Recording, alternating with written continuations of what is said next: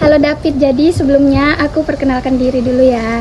Nama aku Putri Karmila Tunggal dari jurusan Sosiologi angkatan 2021. Nah, jadi sebelumnya pasti aku udah kasih tahu kan kalau mau wawancara terkait bagaimana kesetaraan gender dalam pembentukan kelompok di kelas, dalam pembelajaran di perkuliahan di dalam kelas. Ya. Nah, jadi boleh David memperkenalkan diri terlebih dahulu. Jadi perkenalkan, nama saya Muhammad David Santoso. Saya merupakan mahasiswa ilmu komunikasi tahun 2021. Jadi saya sekarang masih semester 4. Umur David berapa? Umur saya sekitar 20 tahun. Status? Lajang.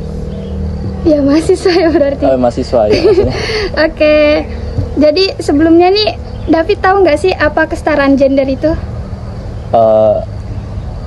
Sepengetahuan aku, kesetaraan gender itu adalah persamaan hak antara pria dan wanita dalam berbagai aspek. Namun aspek tersebut itu ada takarannya masing-masing antara pria dan wanita. Ya, baik, terima kasih. Oke, dalam pembelajaran di kelas tuh bagaimana sih David memahami kesetaraan gender kalau misalnya mau membuat kelompok gitu, pembagian kelompok? Dilihat dari cara kami bertukar ide atau dalam berdiskusi dan bertukar pikiran. Jadi di situ saya memahami adanya kesetaraan gender. Menurut David, kesetaraan gender tuh perlu nggak dalam pembentukan kelompok di kelas? Kesetaraan gender itu perlu, karena semua orang berhak akan kesetaraan gender. Emang kalau nggak ada kesetaraan gender dalam pembentukan di kelas itu apa sih yang terjadi? Nggak sejalan dengan bisa kita sebut.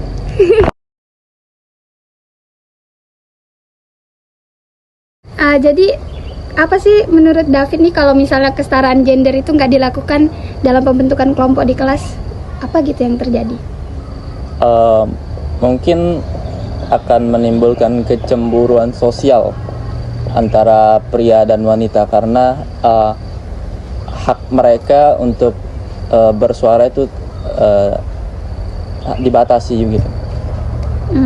Bisa kasih contohnya nggak? Contohnya misalnya laki-laki lebih banyak bersuaranya daripada perempuan ketika diskusi. Maksudnya ide laki-laki lebih dipilih daripada ide perempuan gitu. Oke. Kan pasti dalam pembentukan kelompok tuh ada laki-laki, ada perempuan. Nah, kalau menurut David tuh kalau misalnya dalam membuat kelompok di kelas tuh kalau misalnya gendernya sama, itu ada tujuan nggak? Sebenarnya ada tujuan, itu biar adanya kenyamanan gitu. Pertama kenyamanan, kedua kesamaan ide dan gagasan. Ada nggak kekurangannya kalau misalnya gender itu sama dalam suatu kelompok? Kekurangannya mungkin kurang beragamnya ide atau gagasan yang akan dituju gitu. Kalau pembentukan kelompok di kelas dengan gender yang berbeda, itu apa kelebihan dan kekurangannya menurut David? Yang pertama, kelebihannya ya banyak variasi dalam tiap kelompok itu dalam bertukar pikiran. Dan terus kekurangannya itu mungkin dalam proses bertukar pikiran itu ada hambatan, mungkin adanya gejolak gitu antara pria dan wanita. Kalau menurut David nih, dari yang tadi tuh yang lebih better gender yang sama atau gender yang berbeda dalam suatu kelompok? Untuk idealnya itu sih gender yang berbeda kalau dalam kelompok. Oke. David, ada harapan nggak sih terkait kesetaraan gender ini dalam pembentukan kelompok di kelas gitu, misalnya kalau bisa harus berbeda gender atau harus setara gitu, atau gendernya harus sama? Harapannya sih apapun kegiatannya dalam kelas itu, pokoknya setiap orang, setiap gender itu dilibatkan supaya tujuan pembelajaran itu tercapai gitu. Jadi mau kalau bisa berbeda gender di setiap kelompok. Iya. Harus setara nggak? Misalnya 3 cewek, 3 cowok atau nggak harus? Nggak harus, tapi pokoknya harus ada Gender yang berbeda. gender yang berbeda. Kenapa nggak harus setara? Karena faktor murid cowok juga pasti lebih dikit ya daripada cewek. Iya. Oke. Gimana sih David menyadari kalau kesetaraan gender itu harus ada dalam pengambilan keputusan di kelas? Bagaimana sih David menyadari kesetaraan gender itu dalam pengambilan keputusan di kelas? Adanya sistem pemilihan kelompok itu, jadi setiap pria dan wanita itu ikut andil dalam pemilihan tersebut. Untuk menjadi ketua kelompok. Ya. Sebenarnya David paham gak sih kalau kesetaraan gender itu perlu dalam pengambilan keputusan di kelas?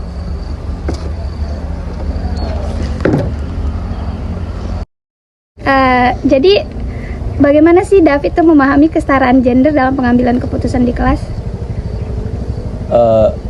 Ketika pria dan wanita itu ikut andil dalam pembelajaran, entah itu dalam pemilihan, dalam bertukar memberikan ide ataupun gagasan. Kalau menurut David nih, kalau misalnya dalam mengambil keputusan tuh cewek lebih mendominasi, menurut David itu setara nggak? Enggak, kalau salah satu gender mendominasi. Berarti itu nggak kesetaraan gender. Tetapi perlu dicatat apakah pendapat cewek itu tuh bisa dibenarkan atau tidak gitu. Maksudnya tuh Benar atau tidak?